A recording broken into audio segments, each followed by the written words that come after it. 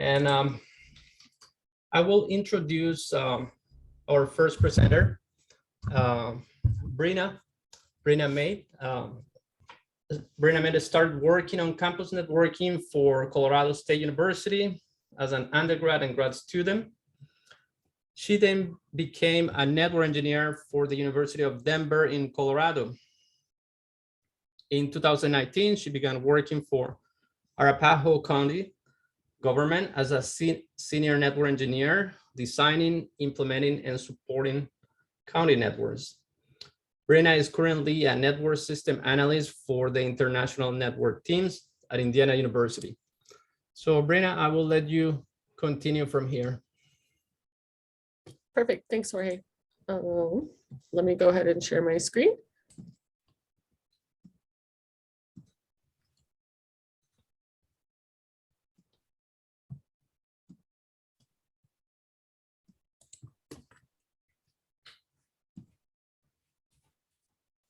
Everyone can see my screen? Looks good, Brenna. Looks good. Perfect. Well, hi, everyone. Again, my name is Brenna Meade. I'm with International Networks at Indiana University and EPOC. EPOC is a partner for this workshop.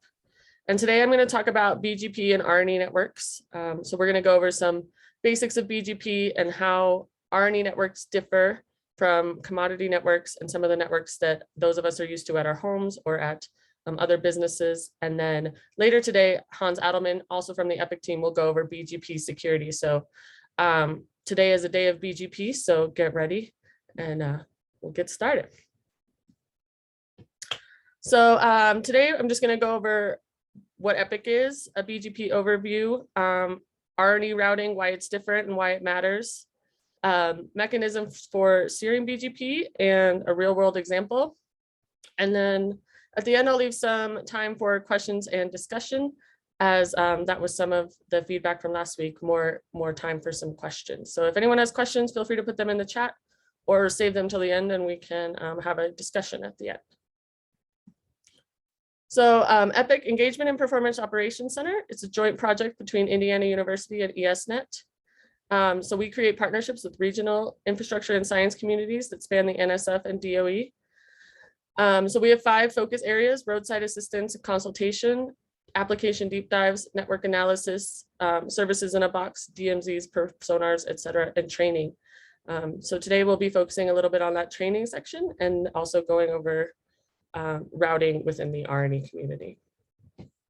So we're going to start out with what is BGP? BGP, or the Border Gateway Protocol, is a protocol used between routers to exchange information and reachability information between or inside ASs on the network, so on the internet. So BGP makes the internet work. I know that seems ridiculous as an overarching statement, but it is true. And in most cases, it just works. However, we find in many cases, especially in RNE, that it needs to be tuned for the best performance. BGP makes routing decisions based on paths, network policies, rule sets, etc. Later, we are going to go over how BGP makes those routing decisions and how you can tune your BGP to perform the best for your data transfers or for whatever type of network needs and use cases you have. Something else that's important to know as you talk about BGP is the AS number. AS stands for Autonomous System. It's used on the internet to identify networks and systems. It's a collection of prefixes or routes under the control of one or more network operator under one administrative entity with similar common routing policies. So for example, Transpac, which is run by International Networks at Indiana University, has an AS of 22388. So that is how it's identified within BGP when you use show IP route. It used to be a 2-byte number, however, we needed more, so now it is 4 bytes. In the 90s, we had less than 100K AS numbers on the internet, and now we have over 100K. Some of these spaces are reserved for private use, and as time goes on, we expect more and more AS numbers to start appearing on the internet. So I spoke earlier, we have RNE networks versus commodities. So many of us know what a commodity network is. It's the internet used for a company or a business. It's your internet service provider. it is Google, it is Amazon. Instead of commodity, we also have R&E networks. So that would be things like your regional network. Many of you are from universities that connect to a regional network, whether that's GPN, FRGP, iLight, NYSERNet, Internet 2, ESNet, GÉANT, which is the network connectivity for European science networks, and then also European NREN. So all of these fall under the larger umbrella of R&E networking. And there are differences. There are many commodity networks, and there's many research and education networks, but they have separate purposes and different tuning that can be done for better performance. So what makes our R&E architecture different? R&E networks are engineered specifically for science traffic. We want to keep R&E traffic on R&E paths if possible because they traditionally have higher bandwidth, performance engineering to create the best possible data transfer performance. And we determine the behavior of these routes, and making performance better on R&E paths than often on commodity routes. In order to have the best performance on R&E networks, we all have to do our parts. All routing decisions have to be made locally and with intention, and emergent behavior is also important. So noticing what happens in reality versus what we expected routing to do. So what do we do? On a high level, we need to use BGP policy to keep R&E traffic on R&E networks. So we do this through BGP announcements to attract traffic. Routing determines the path the traffic takes through the network. BGP gives us the tools to determine that path. BGP is a path vector protocol. So the shorter AS path is preferred. And I will have a diagram in a few slides to make this concept a little bit more clear. But as with many things in life, the internet is going to choose the shortest path naturally. If AS path length is the same, then other criteria are used. And later we will go over the BGP path selection algorithm and go over how some of those other decisions are made when AS path length is the same.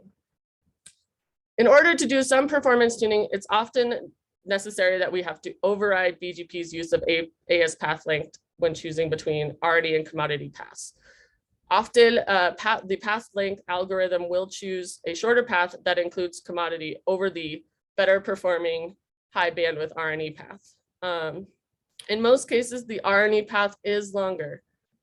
So based on just AS path length, BGP and the internet will try to choose the commodity route.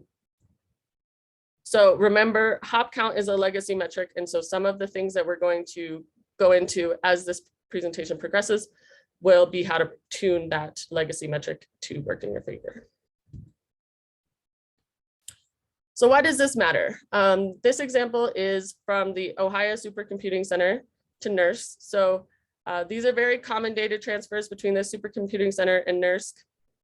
And the EPOC Center was seeing very slow performance on data transfers between these two locations, below 60 megabits per second. We were expecting to see closer to 10 gigs, so 60 megabits per second is very poor performance. It turned out after a little bit of engineering and deep diving into BGP policy, an out-of-date BGP policy was causing traffic to pass over the commodity instead of the R&E paths, going both directions. So sometimes we'll see in cases that a route is asymmetrical. So in one direction, it will take the R&E path, and in the other direction, it will come back the commodity, which does also affect performance. But in this case, it was taking the commodity path in both directions, significantly deteriorating the performance that we expected to see between these two data transfers. Commodity networks often throttle high-speed flows. In the world of Comcast and CenturyLink, a large significant traffic spike means a DDoS attack. But in R&E, it just means that scientists are doing what they're expected to be doing, transferring data between each other at high capacity and high bandwidth.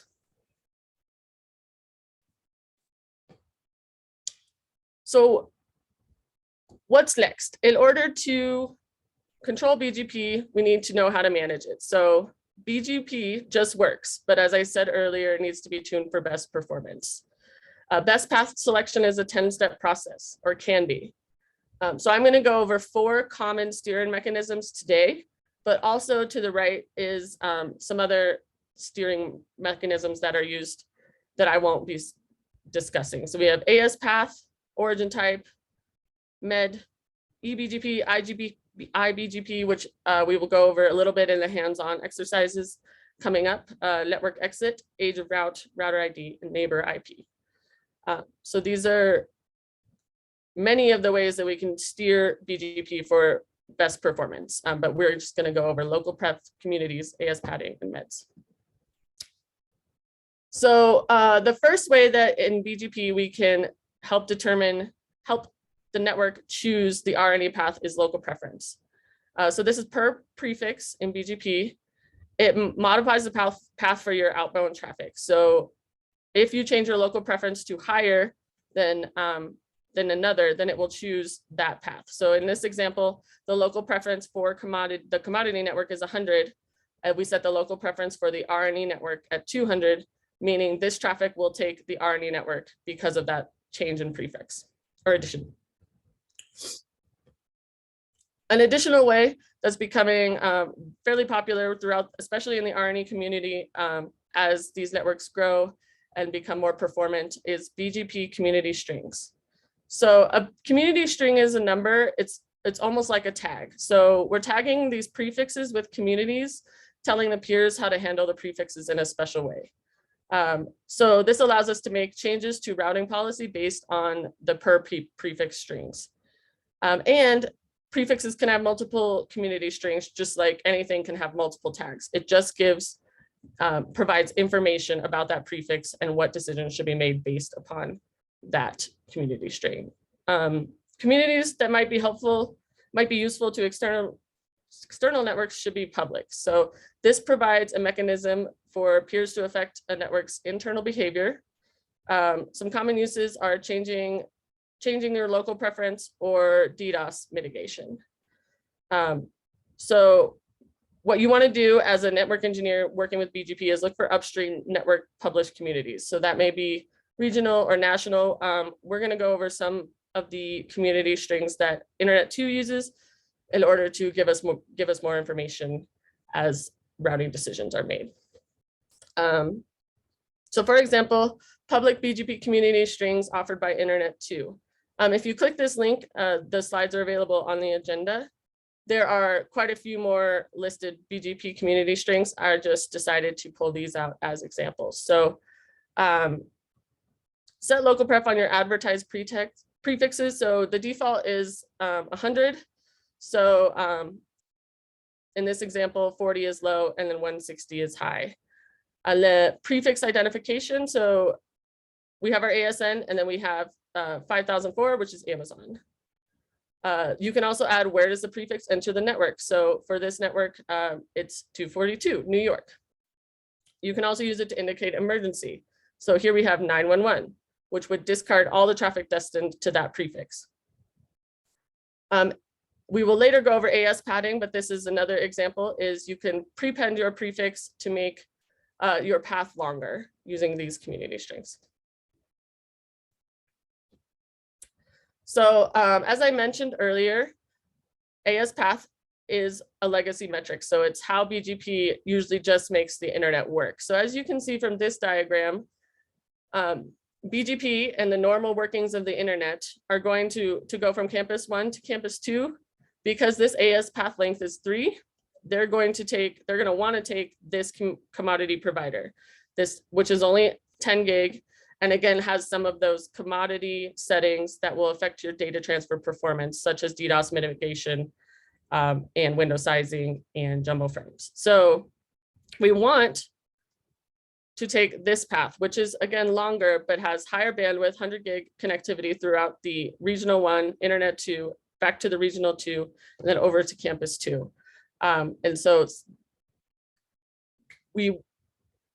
in the next slide, we'll show you how to sort of mitigate this using AS padding. So again, BGP will choose the shortest path. So something you can do is AS padding, which essentially just adds more prefixes to your path so that it picks, so that it doesn't pick a certain path over the path that has the shortest. So in this example, you can see we added this ASN 133465 3 more times to make the path longer so that this is no longer the preferred path. Multi-exit discriminator is another way that we can help BGP make decisions. So this is useful when you have N+1 connections in your network. It's an indication to external peers of the preferred path in your network. And again, the lowest number is preferred for this case as well. So by doing this, you're indicating that this regional one over here is your preferred path into the network, just by setting these two figures. So what are the takeaways of this BGP talk? Routing will not take care of itself. Yes, BGP just works. In most instances, especially over commodity networks, BGP just works and it does what you need to do to surf the internet or be productive on the internet. However, in RNE networks, it doesn't always perform as expected because RNE networks are tuned to perform for data transfers specifically for science use cases. So often old routes that have been there for years may not work well with new networks as new networks come up or are changed based on changes in equipment or increases in bandwidth connectivity. In addition, we've seen throughout the RNE and international community that often new routes may not work as planned, meaning that BGP does not adjust in the way that you expect to a new route or a new link on your RNE network or even overseas or wherever this new link may be. So something that we as an RNE community are trying to address is how do we address routing and performance as a community and have more efficient and better routing throughout the world. And so one of the initiatives that we have done recently is called the Routing Working Group, which is a collaboration of both domestic here in the United States and international NRENs and other partners to come together monthly and discuss ways to deal with routing issues and also to discuss best practices for BGP and other concepts within the routing community. So we have an engineering focus. We document possible erroneous or interesting routes throughout the world.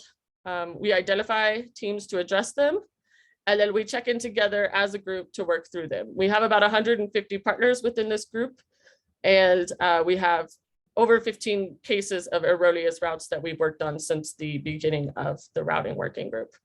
Within this, as I mentioned, we are also looking to create some best practices for the RNE and international community. So this is a policy focus. Better detailing of policies, routing policies for paths, including preferred backup paths, verify if the policy is being followed, and also create best practices for policies going forward.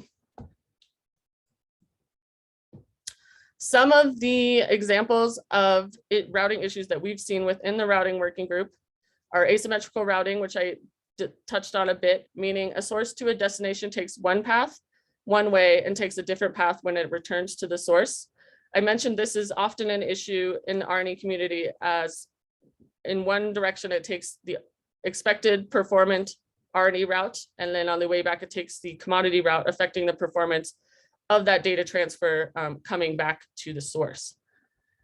Another example of cases we've seen is RNE data takes a less efficient route around the world, affecting performance. So Europe to Asia routes traversing the US instead of going directly towards each other, Africa to Europe routes traversing the US. Often these aren't necessarily bad. It's just important to confirm that the BGP again is working the way that you think it's configured to work, and just monitoring those BGP selections as they change throughout the world. Again, RNE taking a commodity route when an RNE path is available, and then new RNE links are removed or added, but routing does not adjust appropriately. So again, some of the goals for this routing working group in 2022, especially regarding BGP, is to introduce more routing cases and solve more routing anomalies throughout the world. Continue to provide tool talks, similar to some of those that you've seen at this workshop, and create a series of community-driven BGP best practice documents. So best practices for R&E providers specifically, and how do they differ from other networks? We touched on that quite a bit in this talk. Scalability, how do we scale up effectively and without affecting performance? Load balancing, R&E peering agreement best practices, and again, communities, how to use these with a focus on R&E networking. So if any of you have any questions about this presentation, BGP, would like BGP resources, or are interested in joining the routing working group, feel free. Two of the chairs are here on this, this class today, Hans Adelman and myself, Brenna Meade, and our emails are there. You can join the routing working group and you'll get on the routing working group list and be added to the monthly meetings where we discuss cases and where you can bring your own cases to be discussed by the community, or ask any questions that may be impacting you at your home institution. We also provide tool talks. Our next meeting will be a perf sonar tutorial based specifically on routing troubleshooting. So if that interests any of you who were in the perf sonar talk last week and would like to see how it's used to troubleshoot specific cases, feel free to contact us and we will get you added to the routing working group.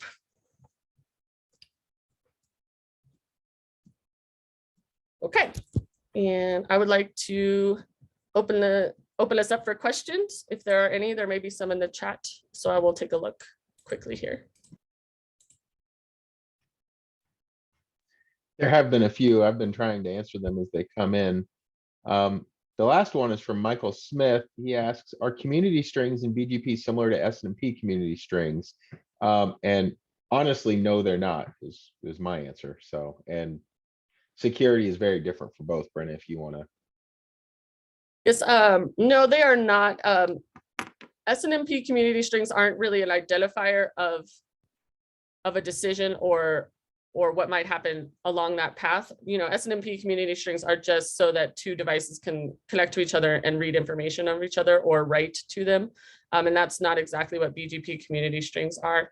And I think Hans will touch a little bit on community strings in his security talk as well, but they are not the same.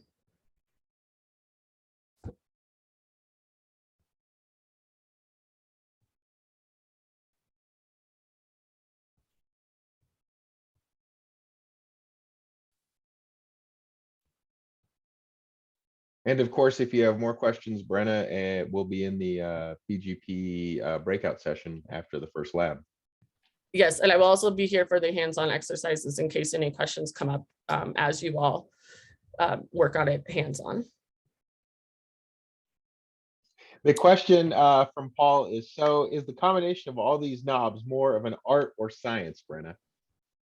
I think it's, you know, in my opinion, it's more of an art. I think, especially in the R&E community, a lot of it is trial and error. Wow, this performance is not what we expected. What's happening? What's causing that? We have this science use case and we're expecting X performance, X gigs out of it, and we're only getting, again, 60 megabits per second, like that Ohio State example. And in essence, you know, it is a science because we are network engineers, but a lot of it is an art of what's the best path. What is the best option to change how this BGP decision is made? Is it AS padding? Is it community strings? Is it some combination of all of these systems to make peering better? And also, it takes a lot to actually see the problem and identify whether it's asymmetrical routing, traffic going over commodity link, traffic taking a route that you're just not expecting there, or that isn't performant. So it's, I would say, an art. And as we get better at it, and we develop these best practices that I spoke about the routing working group, we're hoping to push it more towards a science where we sort of all know exactly, not exactly, but have an idea of what the ultimate goal is and the best practices are with BGP. But again, Because BGP just works most of the time, it lands sort of in the back of the head of many engineers. Well, the traffic got there, but it's sort of an art to see how it got there and whether that's the best performance it can get. Michael asks, if our institution is not part of an R&E network, how do you apply? And I believe, Michael, you're Fayetteville. So you would want to contact the folks at the MCNC regional network. They're the ones that support North Carolina. And we can, of course, get you in contact with them. Oh, nope, never mind. Sorry, I Googled the wrong FT. Oh, good, perfect. I Googled the wrong FTCC.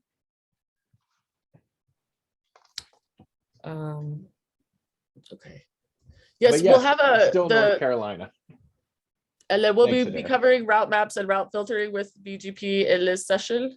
I don't know about the hands-on session, but it's certainly something we could talk about in the breakout group, in the breakout session, if that's a topic of interest to those in the group. Yeah, Brenna, and we will be covering a little bit of that in the hands-on session. Perfect. Yes.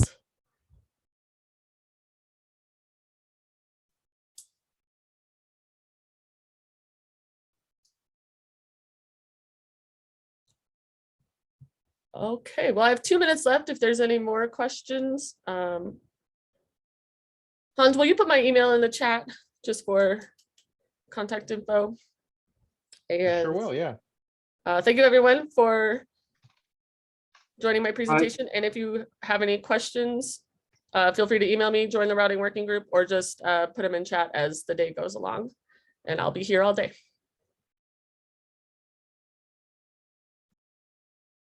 Thank you very much, Brenna, for this great presentation.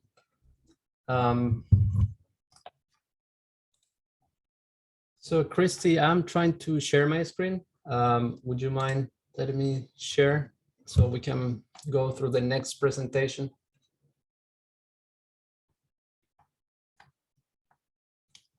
Okay, thank you very much. Well, briefly, we have 1 minute left. I just want to mention something Brenna was talking about, experience and the art of BGP. There is material to learn a little bit more about BGP. You will go through some virtual labs today, but there is much more. The lab library include quite a bit of BGP, and there are other libraries with advanced BGP topics as well.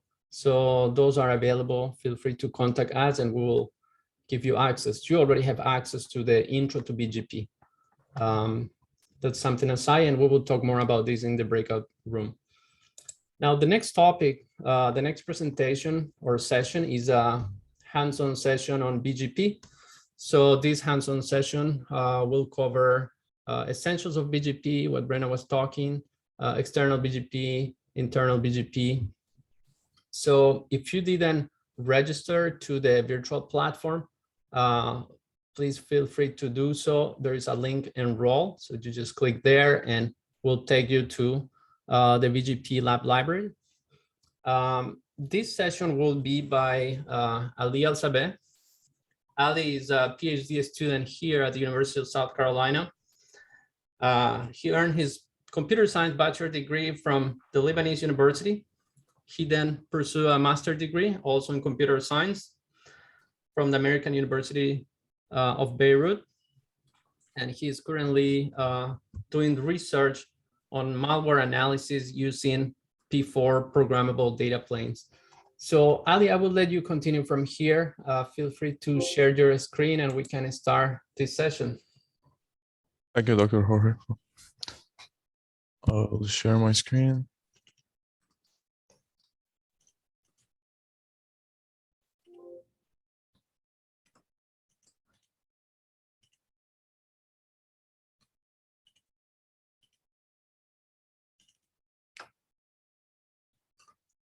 I hope everyone can see my screen and can hear me well. Yes, Ali.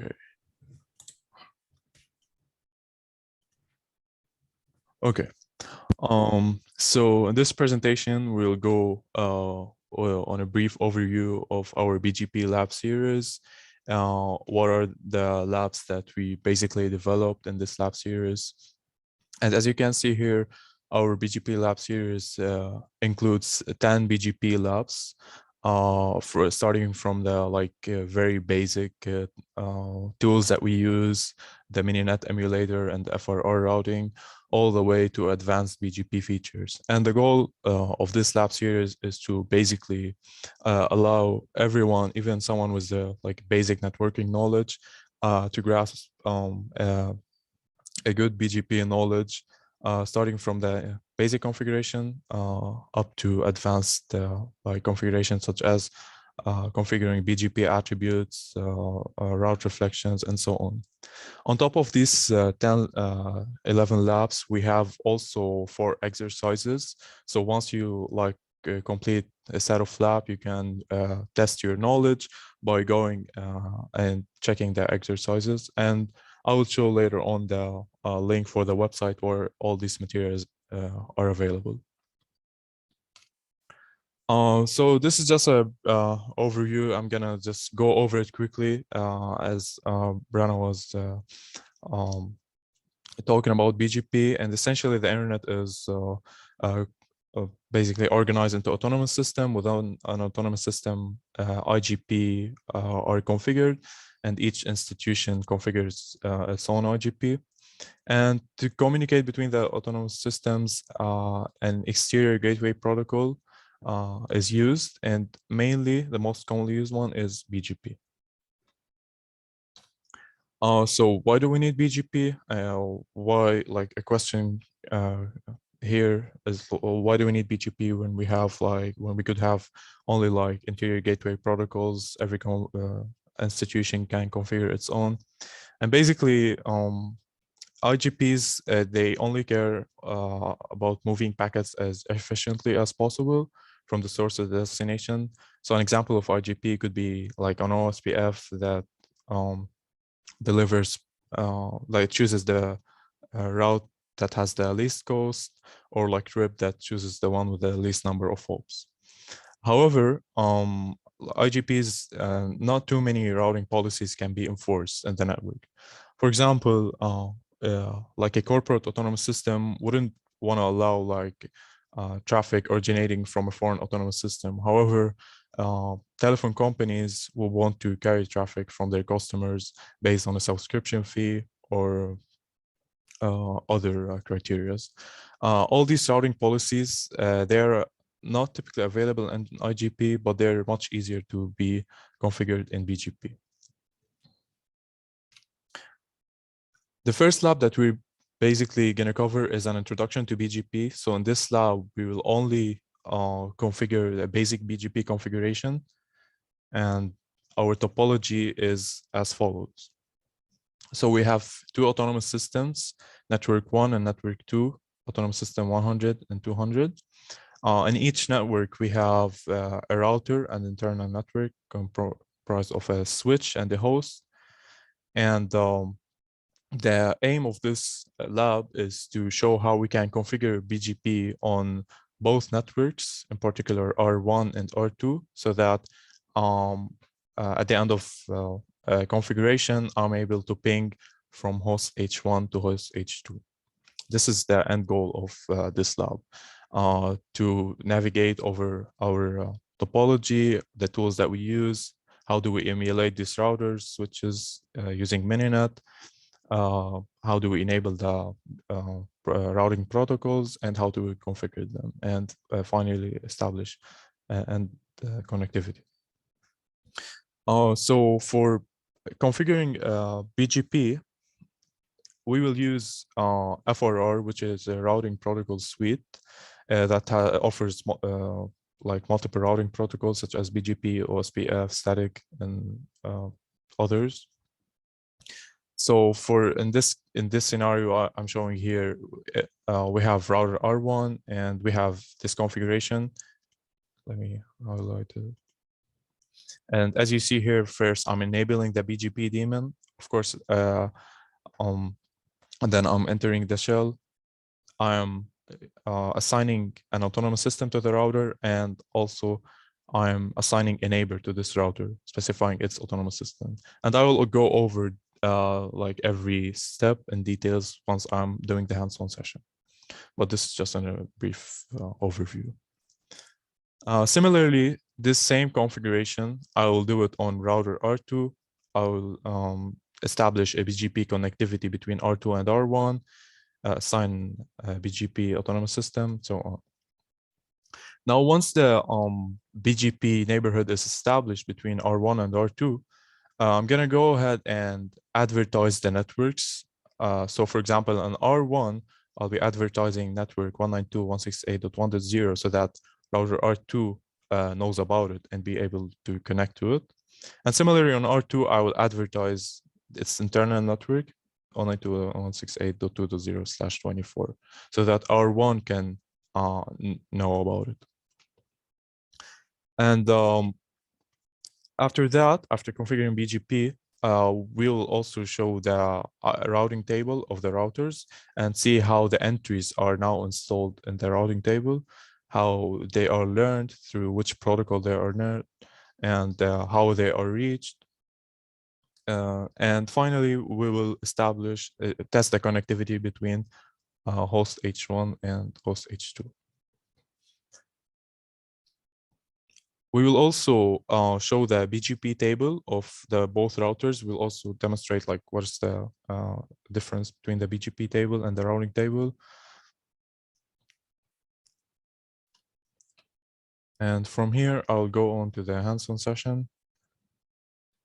And I will go start from our website just to show you how do you get access to the hands-on session. Ali, in this case is that, Ali, just a second. Do you want to share the URL of the website in the chat window? So in case somebody want to just follow from there. Yeah, absolutely. So I'll copy the link of the website and I'll paste it in the chat. So this is the link of our website. And if you see here, this is day 2. And this is the hands-on session, session 3. You can check the PDF, the PowerPoint and the PDF. And also you can enroll. If you click on the enroll button here, I will copy the link. And just paste it here so that like I will show you what happens once you, if it's the first time that you basically log in to the NetLab or NDG portal, you will have the option to register or log in. I already have an account, so I'll go ahead and just log in.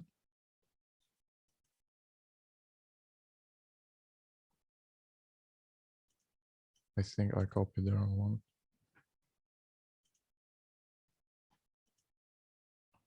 Okay, so once I log in, because I'm already enrolled in the BGP one, so it will pop up here. If you're not enrolled, you will have the option to just like automatically enroll, just like 1 or 2 clicks, and you'll be able to see it. So for this hands-on, I'm gonna click on the workshop on networking topics, BGP. And here, you will see the set of all BGP labs as well as the exercises. So for this hands-on, I'll be configuring Lab 3. So it's Introduction to BGP. I'm highlighting it. I'm gonna go ahead and click over it. Here, it just like takes a little bit just to load the pod and get access to the actual content of this lab. So I'll be waiting for the. Sometimes it takes time, especially if there are like multiple people that are basically accessing it at the same time. Yeah, and Ali, while you are doing that, do you want to share the cyber training website where all the lab manuals are located? Yeah, sure. Because there are some questions about where can we access the lab manuals. Yeah. So I'll paste the link also for all the lab manuals that we developed here at UofSC. Do you want to show the BGP? I think it's at the very bottom Yes. In case somebody wanna download that. This is our BGP library. I sent the link for this page on the group chat, and here you can see all the BGP labs that you have. If you click on the PDF, you will see all the labs and like one single PDF, all the 10, 11 labs, as well as their exercises. This is like the content, you can go over them.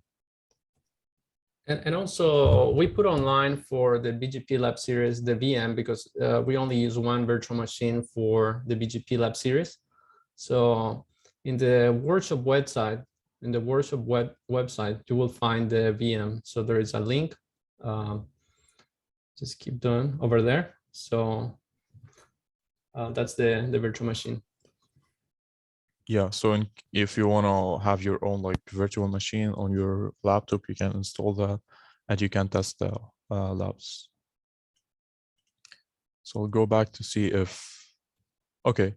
So now once I clicked on lab 3, introduction to BGP, I'm already in the pod. So here you see the topology. The topology only is our BGP labs run on a single client. So this is like the only machine that we're using. The second tab over here basically includes the content of the lab. This only that includes lab number 3 because we clicked on it. You will also see the client here, which includes the virtual, like the environment that we'll be using to configure the Bgp Lab Series. Okay, so now I'm gonna go back to the content here. I'll be splitting the screen into two. The left side will include the content and the right side will include the virtual machine. So if you click here on the like small down arrow or open a new window, I just get here to the, and then I will click here on the client, and this is our virtual machine. I'll just like improve the quality of the screen just so that everyone can see it better. Or if you can, if everyone can see it, I'll keep it like this. Okay. So I'm just like scrolling over the BGP here. You see the content, lab content. Moving on, you'll have like an overview of our lab, what we'll be doing. And this is the lab settings. The lab setting includes the username and the password. The password is password, which we will be using to like execute some commands that requires like higher privilege. So we'll keep that in mind. Moving forward, the first section in every lab that we developed always include an introduction to the topic that we're basically discussing. So in this example, we're introducing BGP. And the idea here is that every lab is self-contained, so that if you don't have any idea on BGP, you don't have to like go to external resources. You can just like read the introduction, and you should be good configuring the lab, understanding it, and get an in-depth view on it. So I'll just skip over the introduction and go immediately to the hands-on session, which starts from section 2. So this is our topology. Sometimes it just loads. And the first step is basically, step number 1 is launching MiniEdit. MiniEdit is just like a GUI of the MiniNet emulator, which allows us to emulate like hosts, routers, switches, and so on. So I'll go ahead and double click on MiniEdit here.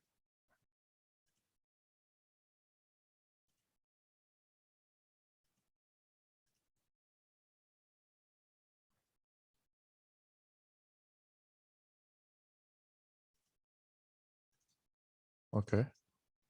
And here it will ask for a password because mininet requires a password. And as we said before, the password is password.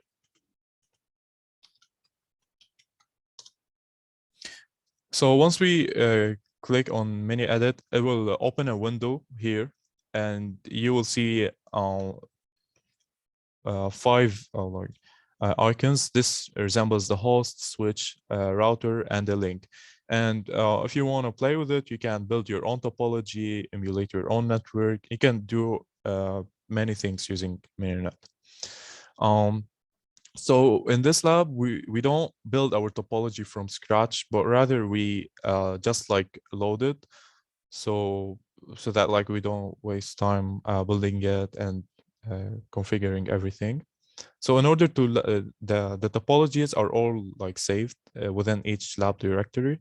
So to load them, I will click on the file here and then open the second one. You will see here the set of labs. In my case, I'm in lab number 3. So we'll click over it and then select the mn.mn file, which is our mininet topology. Double click on it. So now at this point, I've loaded the mininet topology, and now before clicking the run button, what we have to do is in this lab series, what we did is that we automate the process of configuring the IP addresses on the routers. So rather than like going into every router and setting the IP address on every interface, what we do is just like wrote a script that automates this process. So in order to run this script, I will open a Linux terminal, which is the third icon on the right here. I click on it. This is step number 3. And then I will navigate in step number 4. I will navigate to the directory of every lab, because every lab has its own topology, its own IP addresses. So the configuration file is different from one lab to another. That's why we separated them into different labs. This is change directory, lab number 3. And step number 5, we will actually call this script that we wrote and give it an argument, the IP addresses of our topology, which is lab3conf.zip file. So in step number 5, this is the script called config loader, just like writing tab to autocomplete it, and then lab3_conf.zip. Now, once I execute this command, the IP addresses will be loaded on the routers. So I will exit this terminal because I'm no longer using it. Exit. Now the IP addresses are already will be loaded in the routers. I will go ahead and start the emulation, mininet emulation. And to do that, I will click on the run button and the bottom left of the mininet screen. It's here. And once you click the run button, you will basically, these icons here will be grayed out, meaning that now the emulation is started. Now, how do you like check the links and what are the components in your mininet topology? To do that, you can basically open the mininet terminal in step number 8. It's called shell number 1. And here you'll see, this is a mininet shell. It's not like a Linux shell. To check the links of your topology, like what are the components that are connected, you simply write the command links.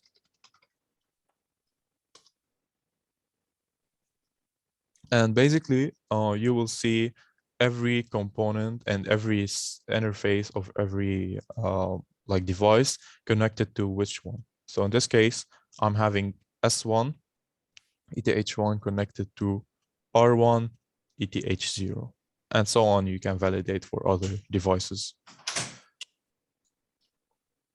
Okay. So now moving to the next step, which basically getting into every host and every router. What we'll do is go back to the topology. And now I'm gonna, in step number 1, I'll open a host terminal. So what you need to do is you need to right click, but you need like to hold the right click of the host terminal. So you have to hold it and then select the terminal. And now I'm in host H1 terminal. I will launch the command to verify the IP addresses because as I mentioned earlier, the IP addresses should be loaded on the host as well as the devices. So to validate that, you can write the ifconfig command and check it out. You will see that the IP address is 192.168.1.0 as expected, as well as the subnet mask and the loopback interface. Similarly, you can also validate the default gateway, like where's the default gateway of host H1, which in our case will be typically R1. So to do that, you will write the command route here. And it's like just take a few seconds, but it will eventually show that the default route is 192.168.1.1. As you see here. Okay. Similarly, you can repeat the same steps on host H2, validate the IP address, the default gateway, and so on. And this is basically in step number 4. Now moving to the routers R1, in particular router R1. You also, if you want to need to open a terminal on R1, you have to hold the right click on it and choose the terminal. And I'll just move it here so that R1 will keep showing the topology. Okay. So essentially in every step in this lab series, basically is loading the Zebra daemon, which is a multi-server routing software that basically provides TCP and IP routing protocols. And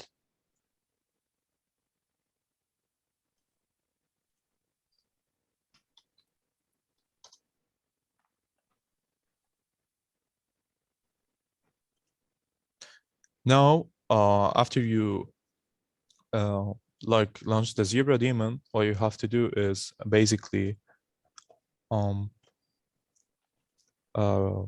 VTYSH to enter to FRR shell.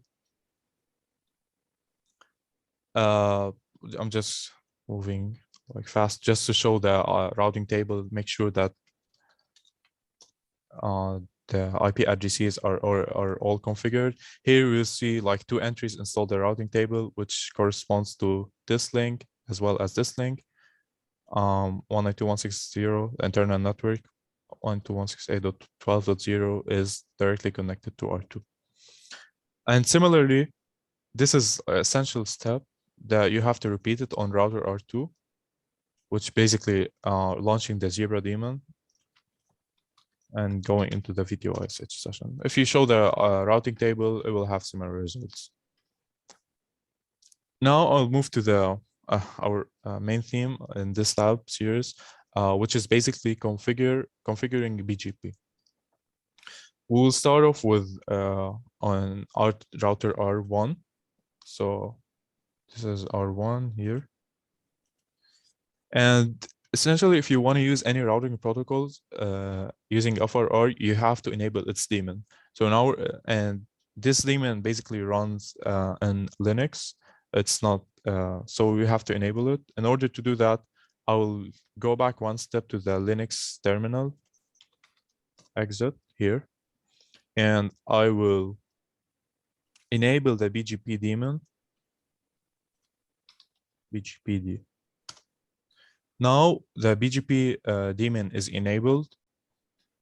I will go back and enter the VTYSH session, which allows me to access the FRR shell. A step here that I will do also before configuring BGP is to enter the configuration mode.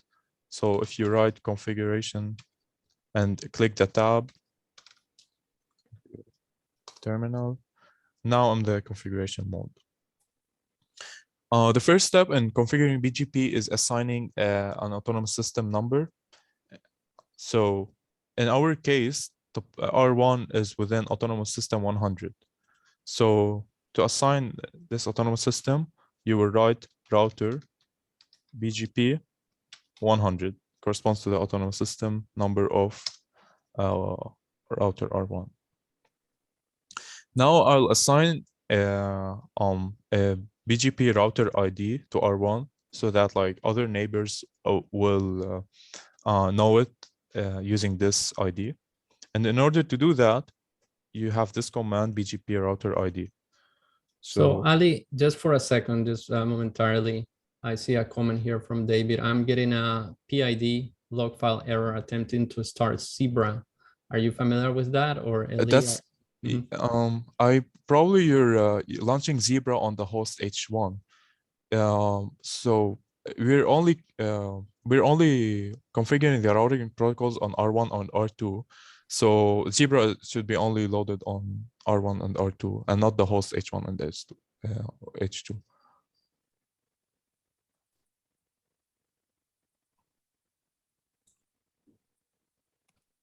Thank you. Okay. Yeah.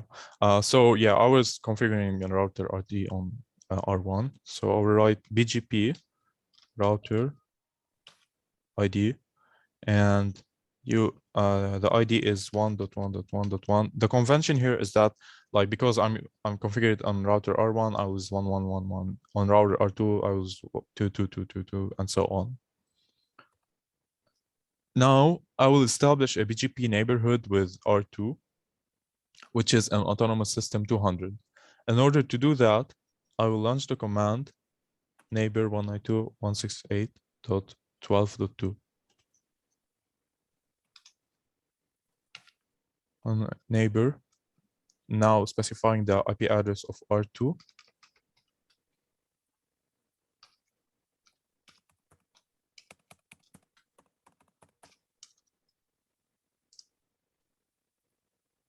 Okay, and as you see here, just for any neighbor you want to establish a BGP neighborhood, you have this command neighbor. You specify the IP addresses connecting to it. Like in this case, even router R2 has multiple IP addresses depending on its interface. I'm establishing it using the directly connected link, which is 192.168.12.2. And you should also specify the autonomous system number of your BGP neighbor, which is in our case 200. You just write remote AS stands for remote autonomous system 200.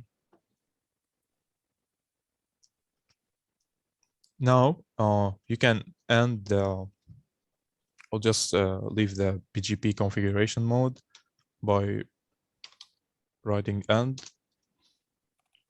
I'm still in FRR session shell, by the way. I just exited the BGP configuration mode. Now I will launch the command show Ipbgp neighbors, which verifies that the neighbor command that I previously executed took effect. So the command is show Ipbgp neighbors. And as you see here, you'll see the neighbor 12.2, the remote, which is router R2. You'll see a remote autonomous system 200. You'll see also the router ID, but you will not see any packets sent and received between R1 and R2 because we haven't enabled BGP on R2 yet. So in the next step, we will do that.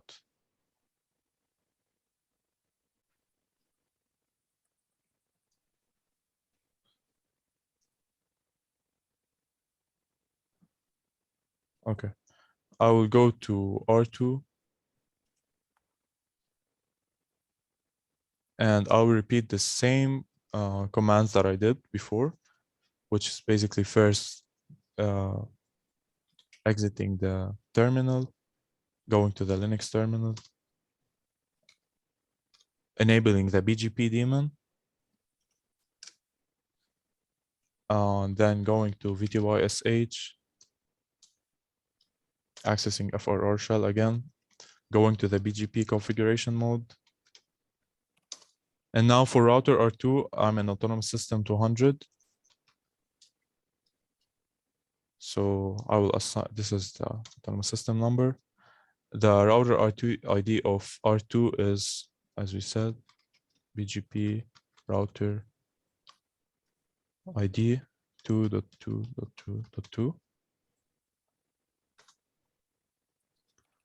And you can now you will establish a BGP neighborhood with R1, which has an IP address 192.168.12.1, and it's in autonomous system 100.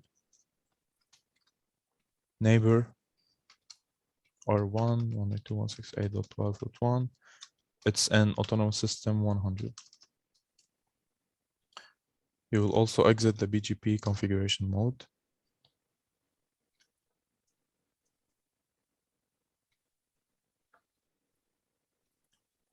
And now I will go ahead and launch the command Bgp Neighbors.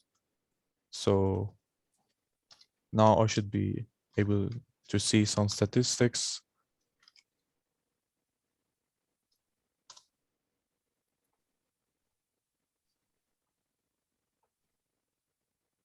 Here, once I launch the command show Bgp Neighbors, you will see the BGP neighbor is 192.168.12.1, which corresponds to router R1 here, specifically this interface.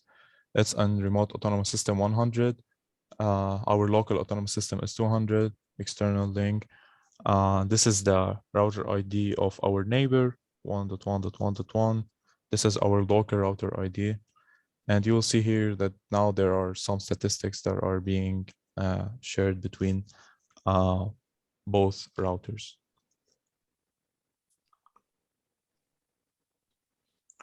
Okay, so now we have established a BGP neighborhood between R1 and R2. So let's go ahead and check if there's a connectivity between both routers, or like between the routers and the host and so on. So on host R2 here, I will go ahead and ping 192.168.12.1. And this IP address corresponds to R1, especially this interface. As you see here, the connectivity is successful, and this is expected because when we show the routing table of R2, you will see that there's an entry for this network. So I will just like show it. This is of the lab. If you see here the routing table of R2, you will see the entry here for network 192.168.12.0, and that's why we had a successful connectivity. But what if we try to ping host H1 from R2 or from host H1? Let's see what happens. So on the same terminal, router R2, I will go ahead and test the connectivity with host H1. Host H1 has an IP address ping 192.168.1.10. So here, as you will see, the network is unreachable. And even though we have established a BGP neighborhood between R1 and R2, there's an essential step that we haven't done yet, is advertising the networks. So in case of R1, we haven't advertised the network 192.168.1.0. So that's why the routing table of R2 doesn't contain anything related to 192.1.0.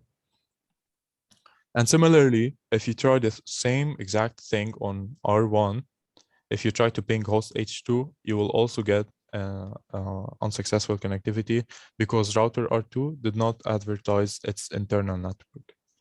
Now, in the next step, we will advertise these networks, and we will see the modification that happens to the routing table as well as the BGP table.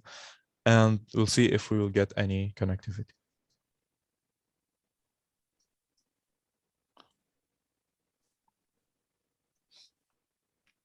Okay, so I'll go back to R1 terminal here.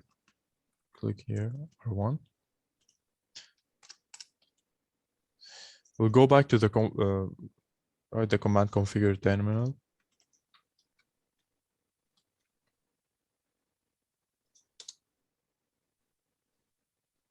And now I will go ahead and enter the same configuration that I did before, the BGP configuration mode.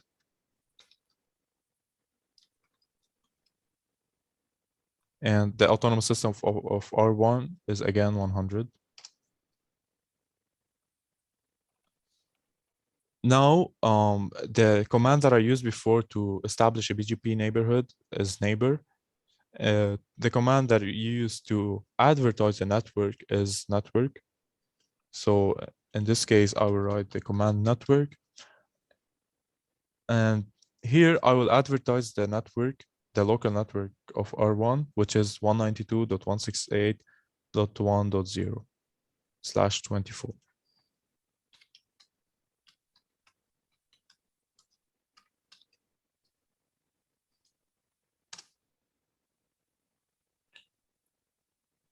I can pause for like for a little bit if you want, Dr. Jorge, in case anyone has like question or if I'm going too fast.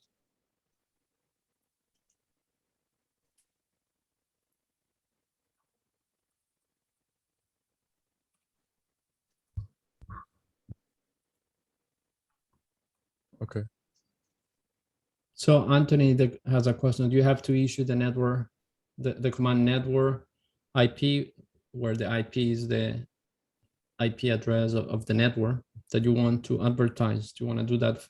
Do you have to do that for each network? This is my answer. You will have to do that for each, but probably there is a way to make more efficient. I will let people who have experience with this in operational networks. I don't know if you want to add something, Brenna or Hans. What if you have to advertise so many networks, static networks that are attached to your network? Usually you can do it through some type of route policy, right? Where you take routes from your IBGP or your interior, whatever you're using interiorly to route, whether it's that or ISIS or whatever, and push that into your BGP configuration. There will be some policy management, but it's not normal that you would need to type in, you know, that much static stuff like this.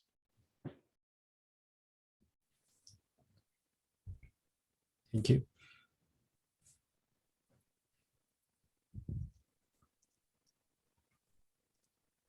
Adi, do you want to continue from here?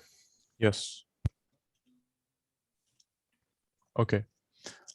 So now I've advertised the network 192.168.1.0/24. And essentially now after advertising, router R2 should know about it and should have an entry corresponding to this network in its BGP and routing tables. I will exit the BGP configuration mode. And now I will show the BGP table of R1.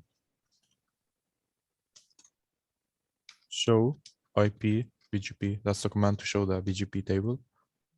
Let's move it a little bit. Okay. And once you write this command, there are like multiple information, some information that will pop up here. First, this includes the version, BGP table version that we are using. What is the router ID, which we configured 1.1.1.1. This is the virtual routing and forwarding ID, which is 0 because we haven't established any virtual routing and forwarding. I believe in our advanced BGP and MPLS series, we have a lab on this. So if you also want to check it out, it's in our BGP Advanced MPLS and Bgp library. And here we'll see some status code that will, such as suppressed, in case the entry is not installed.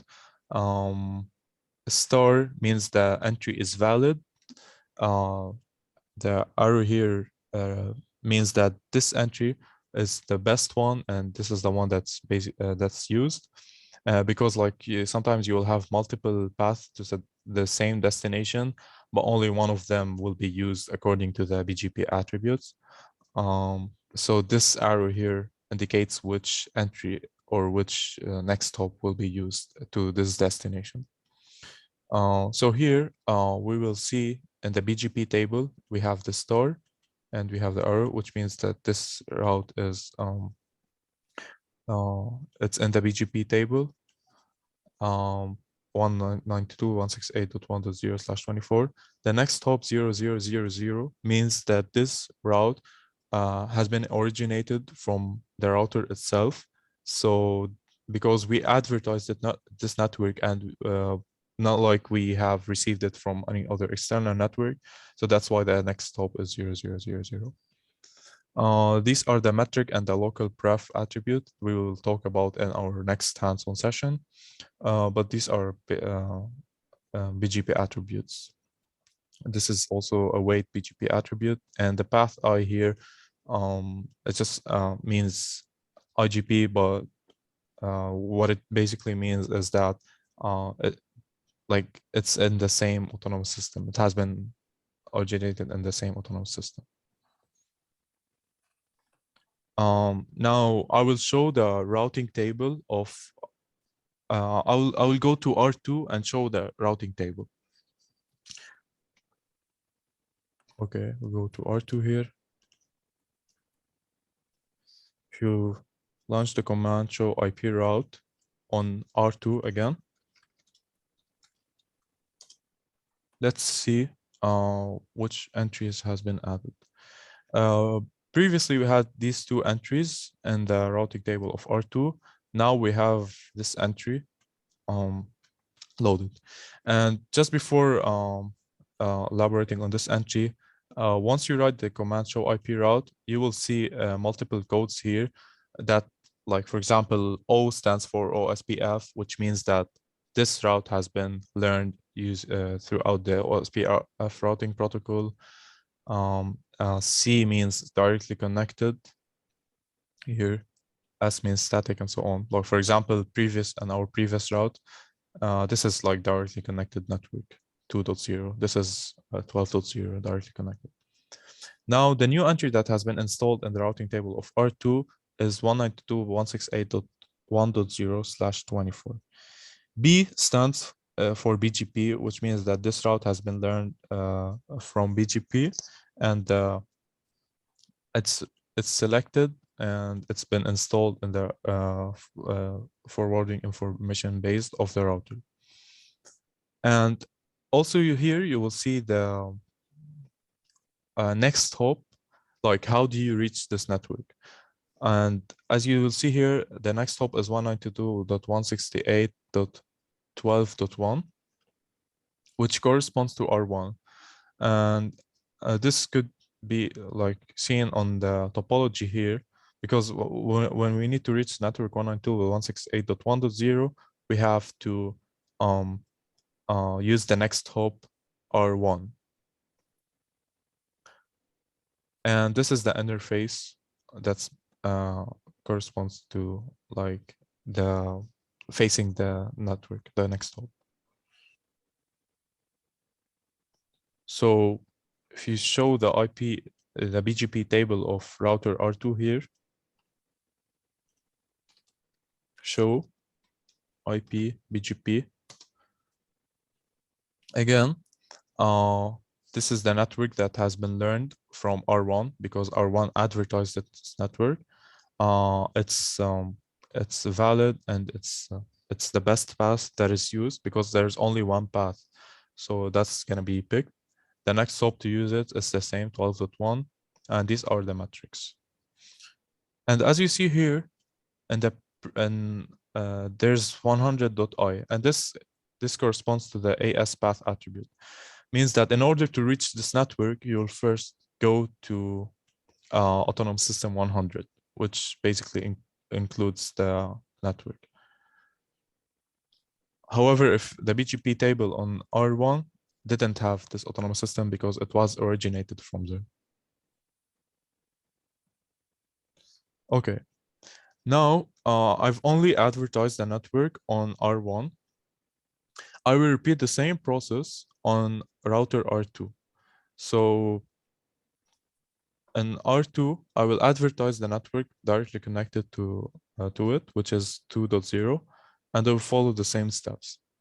This is router R2 terminal. I will enter the configure mode, configure terminal.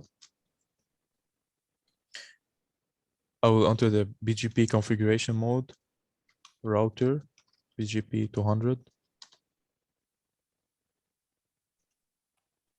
And now I will advertise the network 192.168.2.0/24.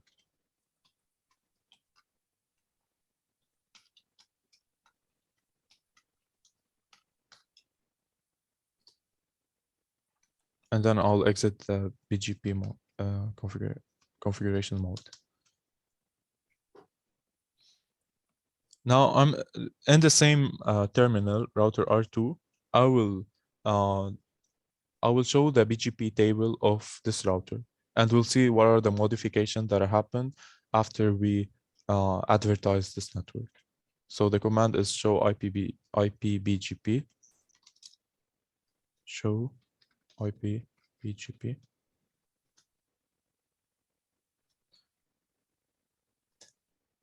So this network has already been advertised from R1. We already talked about it in our last step. Now this network that we just advertise here is also installed in the BGP table. So 192.168.2.0 is valid. It's the best path in BGP. The next hop is 0000 because, again, we advertise this network locally and these are not set. The weight is the highest because it's originated from here, and the path is only I because, again, it's only advertised from this router itself. Similarly, I will show the routing table of R1. Now I'm in router R1.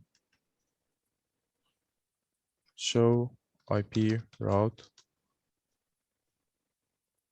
And here, you will see this network 192.168.2.0 is installed. It's learned via BGP. The B stands for BGP. It's installed the best path. It's valid. And the next hop is 192.168.12.2, which corresponds to router R2, in particular to this interface that's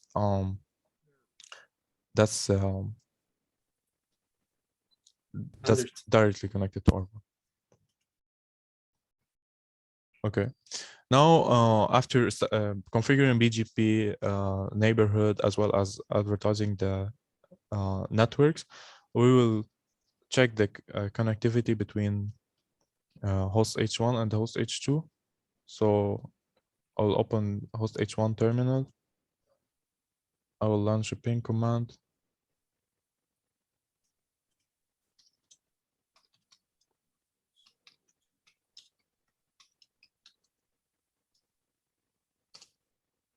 And here you will see a successful connectivity test between host H1 and H2 due to the BGP configuration that we configured on R1 and R2.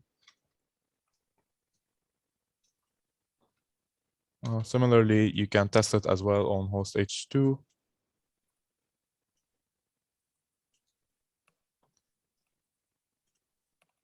Ping 192.168.1.10. And again, you will see a successful connectivity test. So with this, this concludes lab number 3, which again, configuring BGP, neighborhood, as well as advertising BGP networks. This is a very simple and BGP configuration between 2 autonomous systems. In our next hands-on session, we will cover more advanced BGP attribute, which is the local preference attribute as well as the MED attribute, and with a more complex topology. So with this, I will pause here for any questions or anything you want to ask.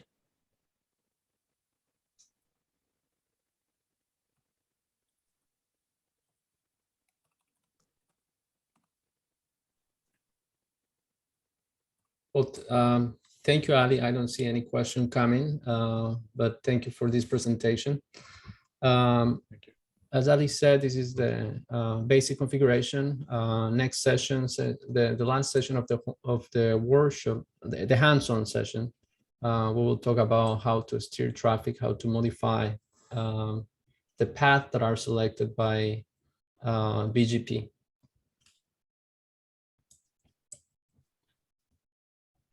And again, the other thing that I want to mention is that you have this lab available. Those will be available for the next 90 days, so 3 months.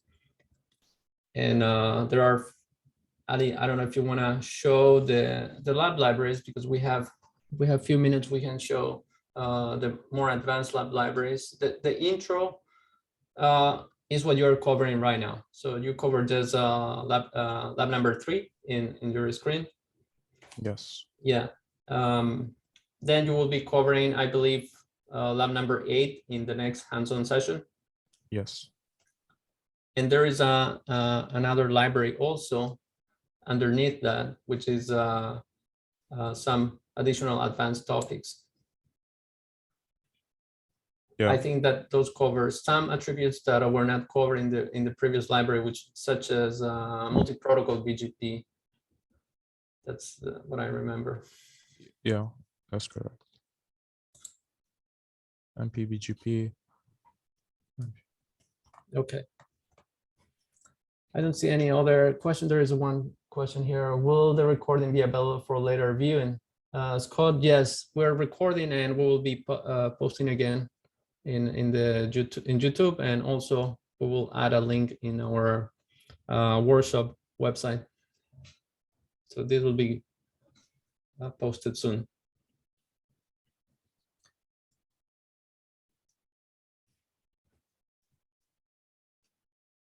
Another question here. Could we download the Mininet configuration files for testing with Mininet Home? The answer is yes. And actually the Ali is showing right now, there is a link to the virtual machine. That virtual machine, if you download and just run on your machine, it has everything that you need to run these lab libraries, including the lab manual. So you have everything you need in that virtual machine. Dave has a question. How do you find the advanced lab? Dave, if you just contact, and this is what you did right now, we can make them available to you. So Jose, could you just take note of these and make the advanced libraries? Actually, we can make available to all the registered users. Sure.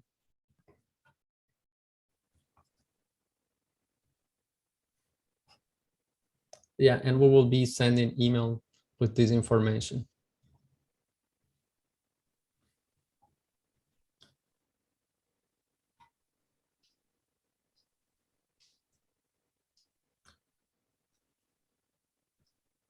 All right, I think that those are all the comments and questions. So with that, what I will share my screen momentarily, Ali. So, Yes. and this is concluding our hands-on session number 3 of the workshop.